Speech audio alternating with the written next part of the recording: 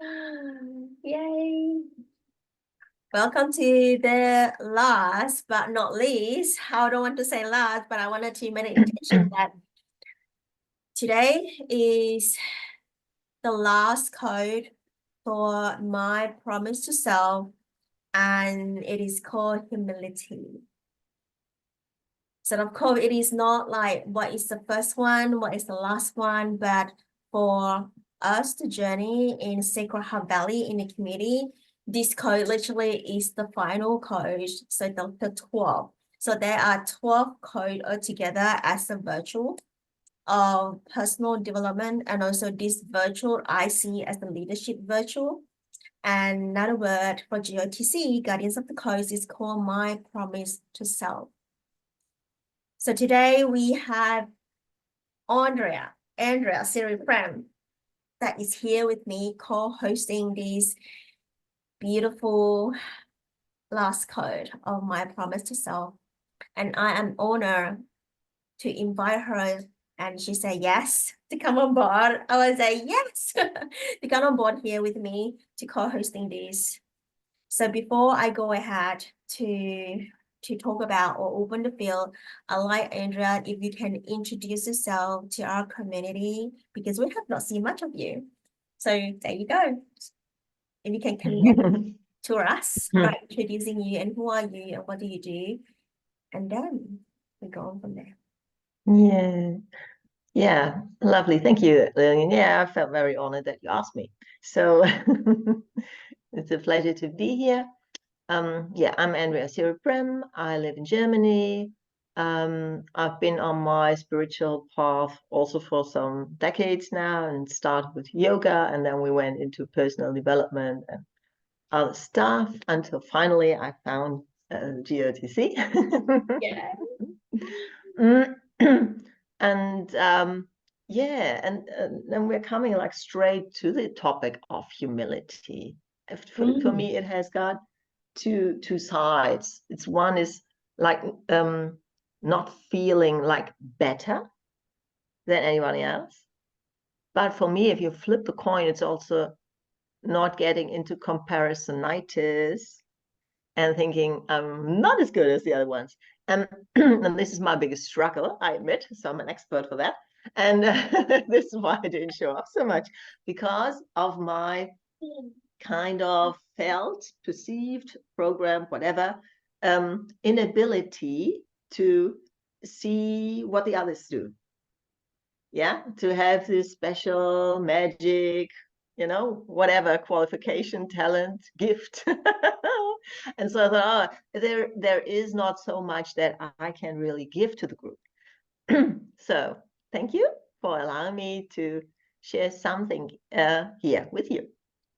Yeah, so I wanted to add on that is Andrea and I, we met online, of course. So we met in mutual friends that we journey the Divine Feminine program together, right? There's 2 times that we journey the same program. I mean, the same person and but 2 programs together. And that is how we met, by healing our sister wounding or feminine wounding, and also that healing the masculinity, the wounded masculinity of us.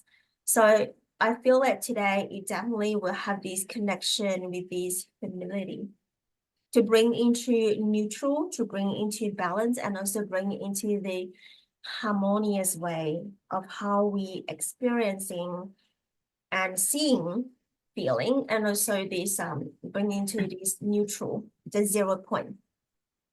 So I know that before we connect here, I mentioned it to Andrea that today I had a very beautiful, fun day today. So I'm gonna share this, and I just had it's just like a few hours from like now here in Sydney is 7:30, so 7:37. So it's actually start from 4 o'clock. So it's not long ago. So I actually invited one of my son's friends to come and join for dinner tonight, for like a family dinner tonight with my children, right? Like all of them. So my son's friend. So I said, why not you? I said, I said that I have 7:30 meeting, this meeting, and then I have to finish dinner at 7 o'clock. And he said that, oh, I will need to finish, I need to finish the dinner around before 6:30 because he has work around the area local here at 7 o'clock. I said, perfect. Then we have dinner at 4:30, which is very early dinner, right? At 4, I said that why don't you arrive at 4 o'clock? We're gonna drive there. So we all have this time, space locked together and all confirmed. So 4 o'clock, he came, he buzzed my bell, and I hear that my son is already pick up the intercom, right? And I finished with Rosa prior to the meeting, prior to connect. And I was like, okay, time to pick up. I said, Paige, let's go now. We're gonna go to the restaurant now. And guess what? My door can't open. My room door. Oh, I lock myself in my room. Like, how do I lock myself? I have this clicking in. So it's not going to lock myself. Like, it's not outside the door. It's in my room, like this room here. I turn. Yes, you can turn. I was like, so Paige and I literally locked in my own room.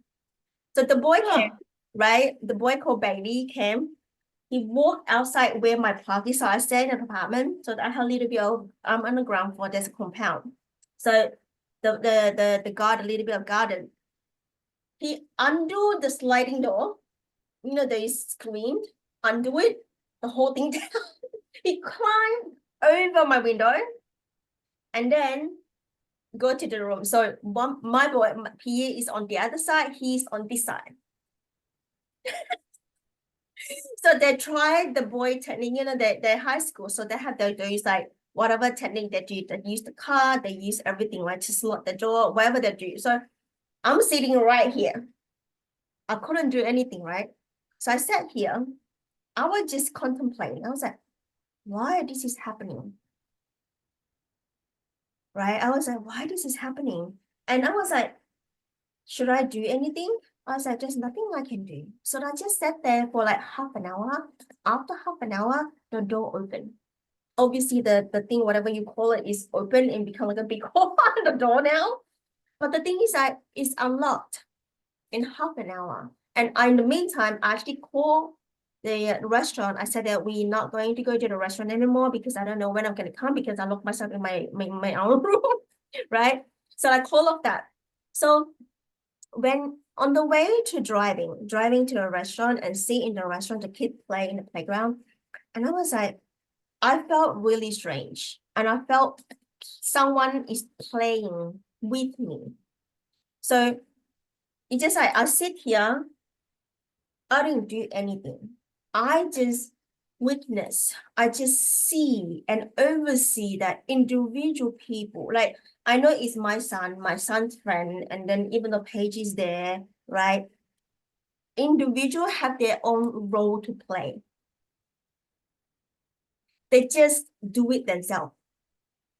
And I'm not in a control mode that, hey, you can't do this. Hey, my door is gonna be breaking. And all of that, I just sit there and just be.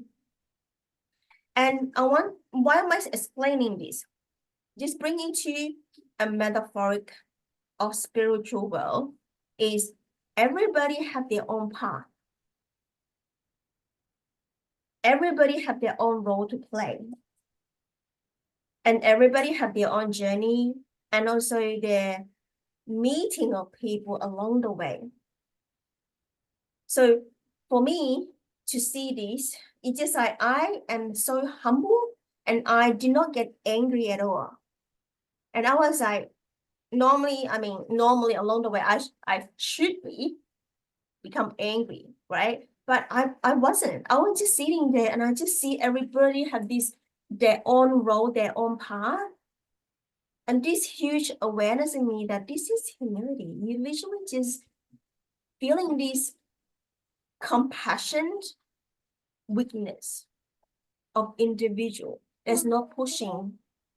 There's no pulling. You just allow. And me sitting here, I just accept what is coming along. So that is my last 3 hours of experience of this. I just feel still funny, like the funny feeling that is like really feeling really comforting. That for me to witness that And for me to really examine my own, like there's no reaction of it, but just really humble that whatever they're at, it just make that be peace and just give that to God, to source, for what is there next, what is the next thing to do. So yeah, I did not even call anyone for help. I just sit at my desk and I just sit there just like this. That is something, that's why I feel strange. I should do something, but there's no should do. There's nothing to do. So that is how I wanted to bring into this really like amazing experience that I had just now to weave into this humility in the different lenses now. So I'm just so thankful. So yeah. Because a lot of the time that we also wanted to, when we see that our soul families or your close friends or your family or your close one, right? They're needing help. And we wanted to jump in and help them. Because you know that I can do this for you. And I know that it's easy. I'm going to show you. Right? But that person may not need it. Because that person did not ask for it. So that is something that I also wanted to bring into that, whether we can sit in the discomfort or we are reacting or we just need to get up and do stuff. And just that is like avoidance, feeling of avoidance. We're not feeling so deep of this discomfort and we just wanted to do things so that it can reverse back to original instead of feeling it through or moving it through, just not doing anything. Yeah, sometimes we just have a special result which we think would be good to have. Expectation, right? Like the expectation that we and yeah, to fill a certain expectation, because in our mind, that's the result, that's the best. Yeah. And so we want to help that. Exactly. Yeah, and come into being. And so often, when you read biographies or hear other people talk about their lives, that there are these turning points when it was really low or something didn't go well at all. That what was a big lesson. I mean, we know it from ourselves, right? As well. So we don't have to look at other people's lives, but sometimes, it's really, really exciting to see that, how things that look bad turned into a gift. Yeah. But this is, this is always a challenge, I think, to see sometimes where is it now on me to do something, and where is it for me to not do something. I think it's always a very thin line. Yeah. Because we want to feel good about ourselves too. We want to have the image that we are helpful, that we are supportive, that I agree that, yeah. And we don't want to see ourselves as, if you had done something, then the whole life would be so much better, but you didn't because you were selfish. Huh? Yeah. I also share a post about the vulnerability as well, as I just shared just now, that I find this is only last week in the work healing of myself, is I find it out myself that really cannot see people discomfort. It's just like when people cry and you put up the tissue for them. So that is to invite them to stop crying, to stop what they're doing, just to avoid it. So that tissue is requesting them to avoid the pain, avoid seeing their pain. But for us, for me at that moment, to see that I offer a tissue, because I do not want you to see so sad, because it's actually not that person that is sad, It's actually that I'm feeling discomfort of seeing people sad, and also discomfort for myself. Yeah, you see, we've got these mirror neurons, and so their unhappiness sometimes, finds resonance in us. Yeah, this is how we were made. And so if we are compassionate, we are feeling something. We know that's not nice to feel this, and we want to help.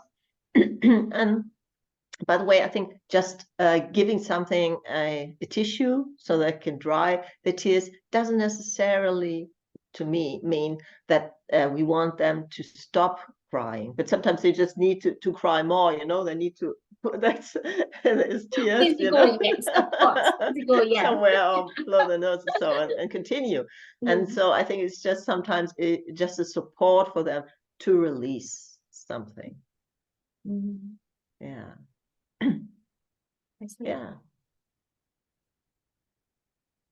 I also wanted to feel into this, the free will of God, the free will of source that coming to me as internal light in a relationship. So tap into this relationship, right? So any kind of relationship, when you are human and human with human, when we connect to human's heart, that is form a relationship. So how do we blend into this humility to relationship?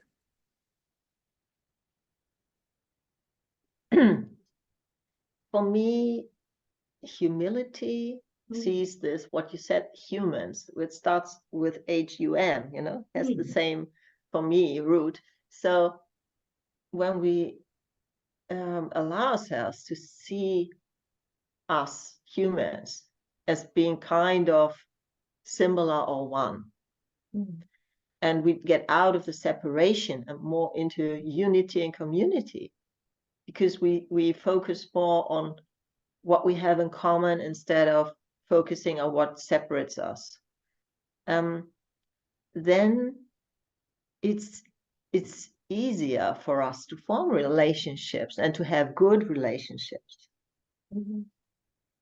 And yeah, it's really humility, I think, is a way of consciousness. Because we are, with all our programming, all our stories in the head, we have to make conscious choices every day to just see, oh, are we judgmental here? Or how are we? What do we do? What do we think? And what could be a different choice for us, a better choice for us? And so it's a conscious choice to get out of the separation and into more of unity. I love how you bring into this unity, and I can expand that a little bit, is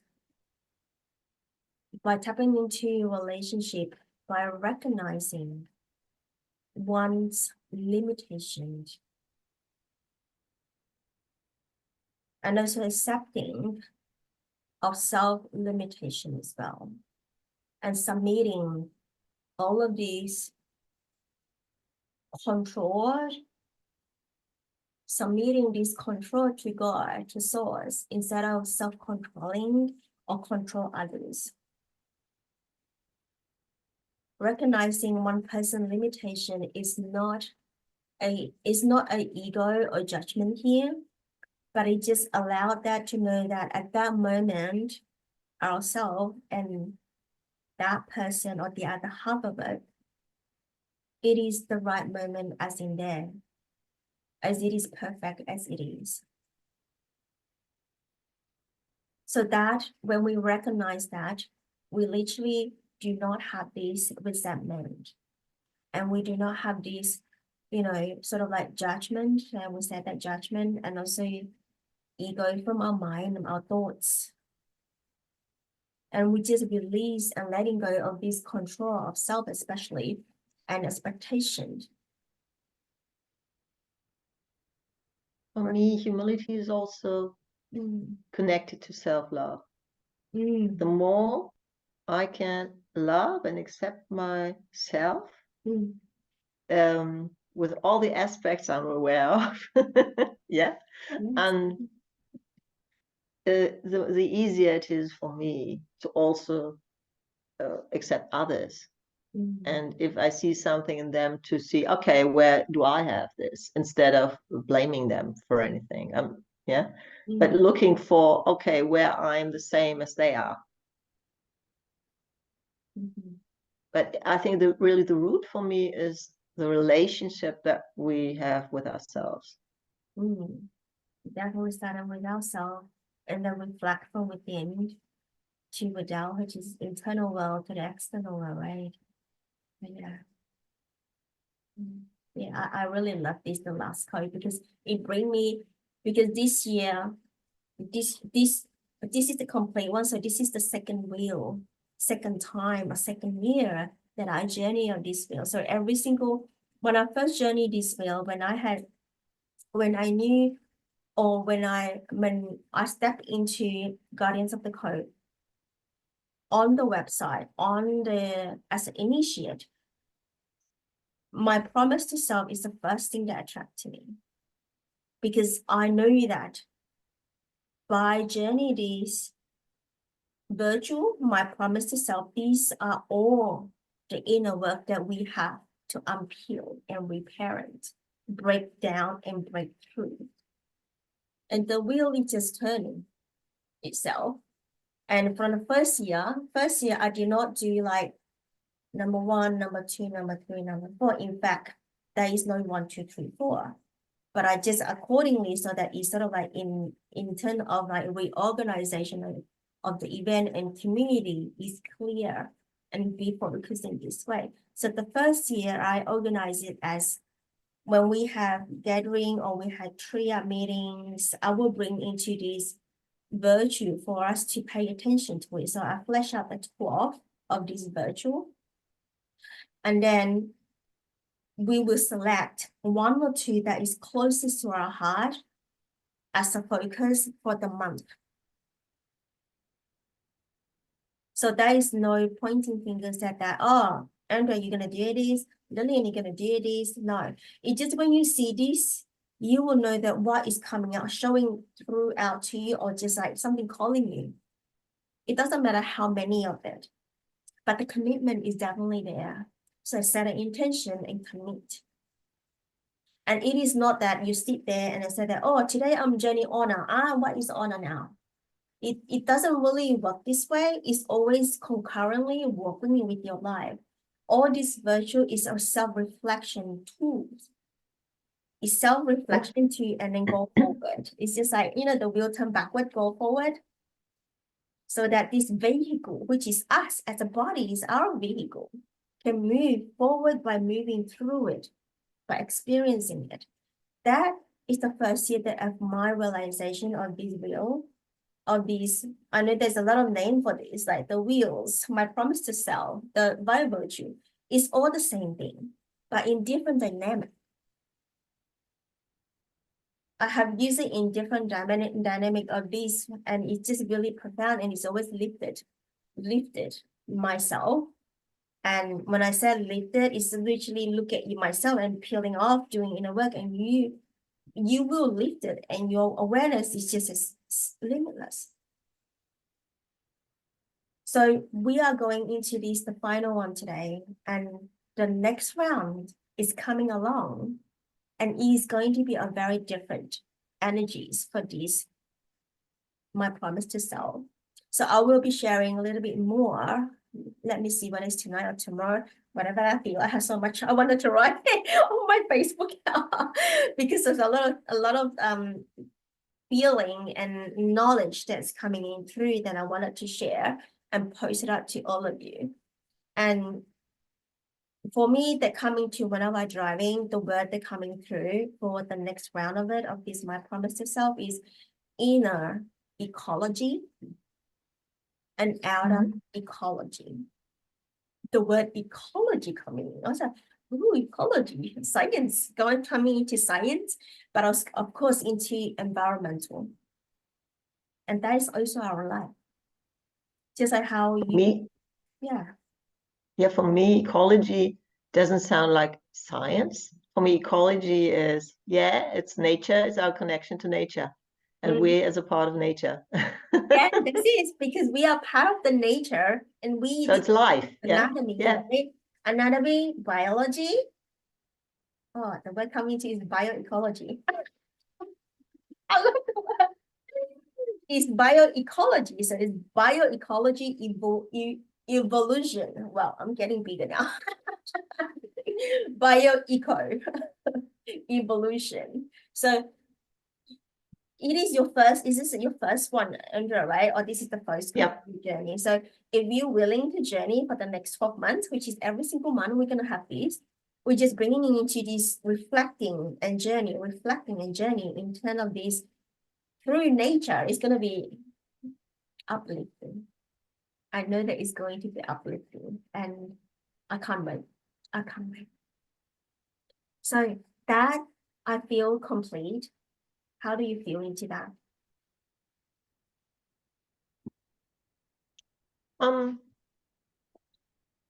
I would like to add something to humility. Oh, of course, yeah. Because it came to me like this morning, shortly before our meeting, that, I've been doing yoga for a while. And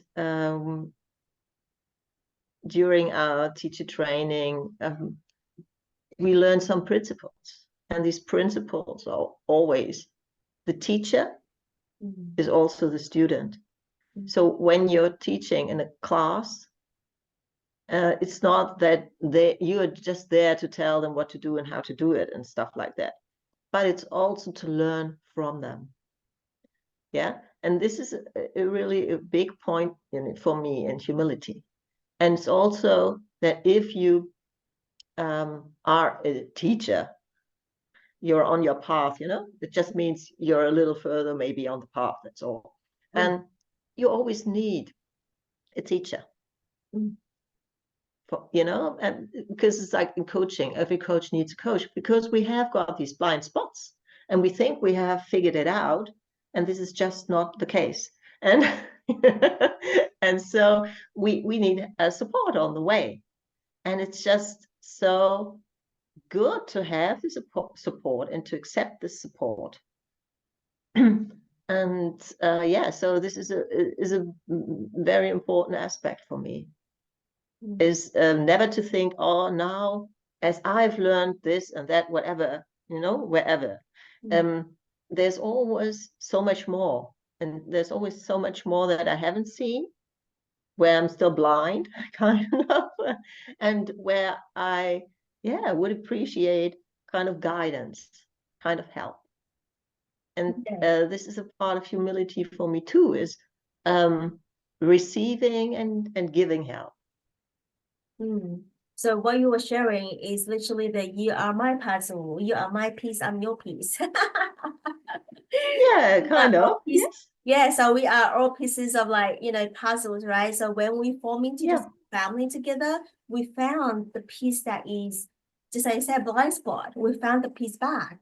And then you feel like, whoa, at least you feel wholeness again. So that is the beautiful part, that in the spiritual world and spiritual journey, don't have to be journey yourself.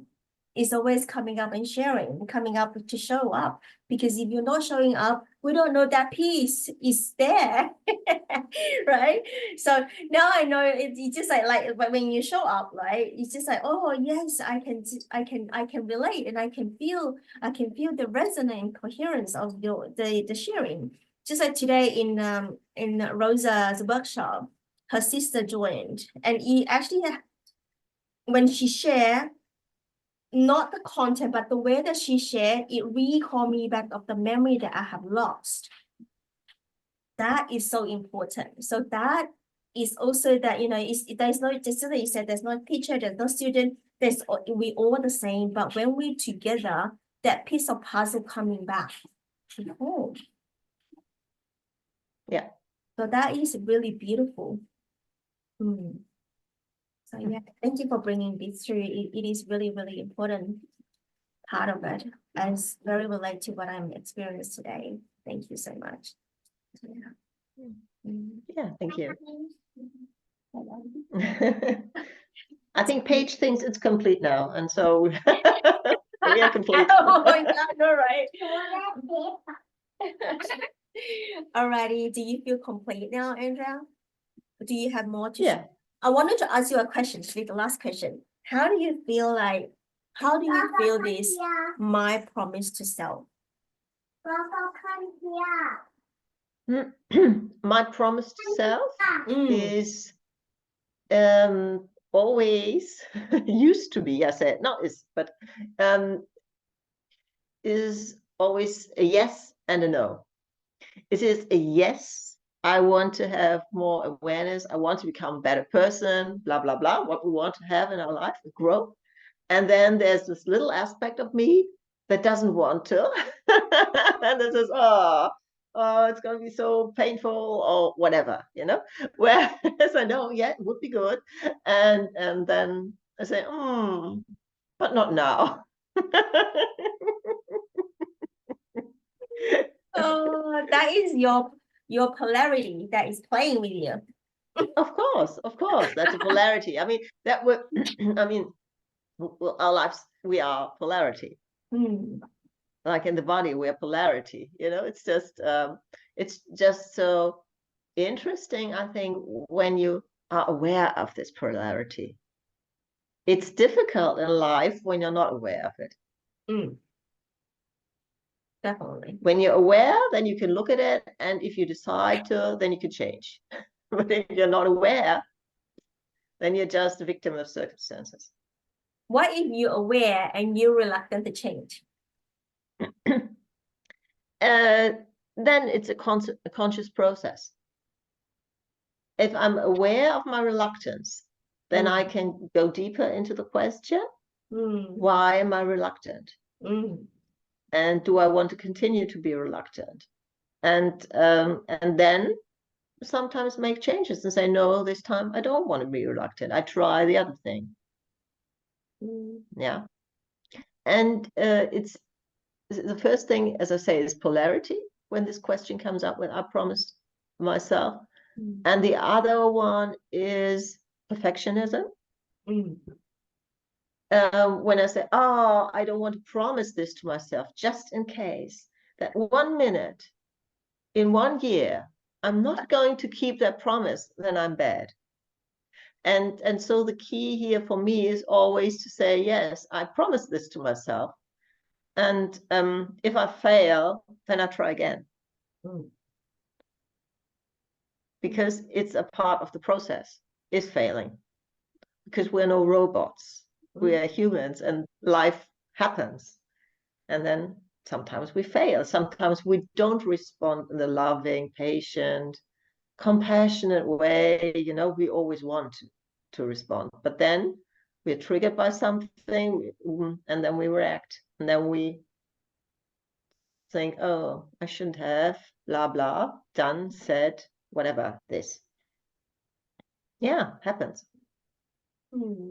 So now I'm questioning this word of my promise to self. It's just like, what I'm hearing from you is, what if I can't promise myself? Is that what you're saying, right? If I just kept going back again. It is, if I promise this, and I don't keep my promise 100% of the time. This is what I mean with perfectionism. This is why I sometimes hesitate, because there's this old thing in me, and then switching this step by step to the different attitude of, okay, I promise this to myself or to whoever, and I do my best to do it. But even if it doesn't happen 100% of the time, it's worth trying. And I do my best to do it. Can I invite you to seeing in the different lenses when we journey the next round? This my promise to self is your higher self. That one. Yes, of course. It is my higher self. Yeah. Because these are the virtues that I want to incorporate. and to become a higher version of myself. Yeah. It's obvious.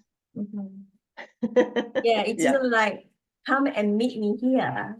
So that is an invitation from the higher self that come and meet me there. So yeah, so that is what I always see. So, yeah. Okay, darling. Alrighty. Yeah. Yeah. So I'm looking forward to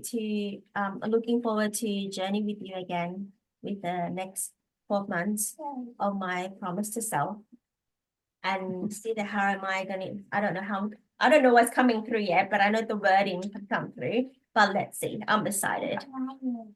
So yeah. Okay. Thank you so much, Andrea, for the opportunity to co-host with you.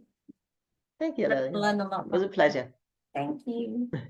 Thank you. Okay, bye for now. Bye. Bye-bye.